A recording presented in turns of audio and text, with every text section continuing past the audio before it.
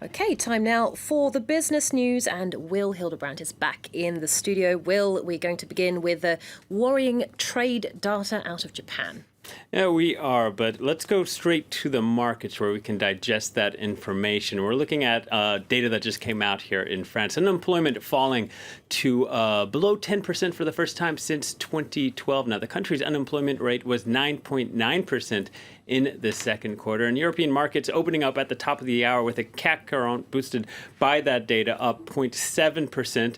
Meanwhile, the FTSE up 0.4%, the Frankfurt DAX up 0.8%. And in Asia, a little bit earlier, trading was mixed. The Kospi, the Hang Seng, and the Shanghai. There you see Shanghai down 0.33%. Hang Seng and the Kospi, they were up, but the Nikkei, Rochelle, down 1.5% on the back of that disappointing trade data. And those trade figures out of Japan are the worst since the global financial crisis. Yeah, that's right. This shows a widening trade surplus. Japanese exports falling at their fastest rate in 7 years, a large part due to the strong yen. Over the past year, the Japanese currency is up nearly 20% against the dollar. It's seen as a safe haven investment, but that makes Japanese goods more expensive for the rest of the world. So exports are down 14% on year, and with 10 straight months of decline. Meanwhile, imports have fallen 24.7%. Here's one analyst explaining the data.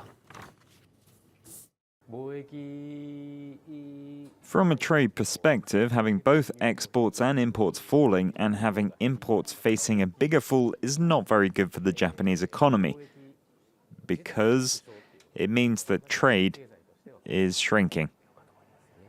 If the trade surplus keeps widening, it will trigger a stronger yen, which is something we need to be cautious about.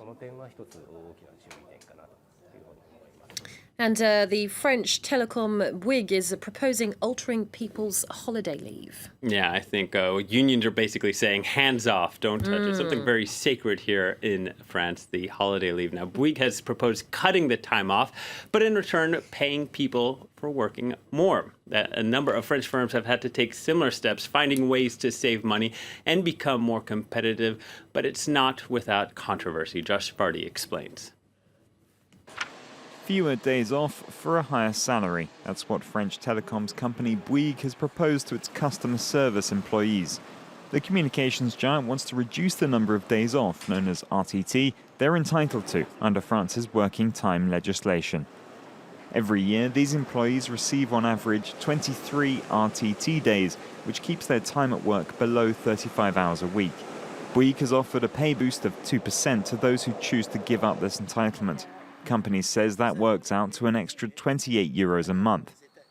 But the CFDT union says it represents a blow to working conditions. People working 23 days extra have to deal with an extra 23 days of travelling to work, often 2 hours there and back, of wondering who is going to look after the children, etc. So it creates a number of problems. Other union members are less against the proposal, saying that employee choice is key. It's voluntary. Everyone has the possibility of keeping the old system if they want, and that's why I signed. However, if the scheme is introduced at the start of October, new employees won't get the choice of a 35-hour week, but no extra days off if they work more. Let's take a quick look at some of the day's other business headlines, beginning with Lenovo, who reported a 64% rise in quarterly profits, despite what it called a challenging industry.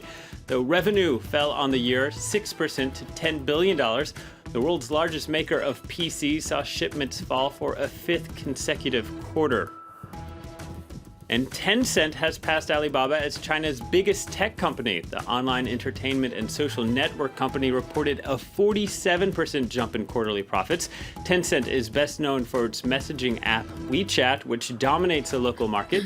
It allows users to text, make calls, play games, pay bills, and do online shopping. Online shopping, one of my fave pastimes. And finally, Will, a new list of the world's most livable cities, dominated by two countries in particular. Yes, oh, you're smug and proud, aren't you? 6 of the top 10 livable cities in Rochelle's native Australia and Canada. Melbourne ranking first. Vienna was second, Vancouver third, and Toronto, Calgary, Adelaide, Perth rounding out the top 7. Now, it seems that the trend is dominated by countries in advanced economies with good healthcare and education, quality infrastructure.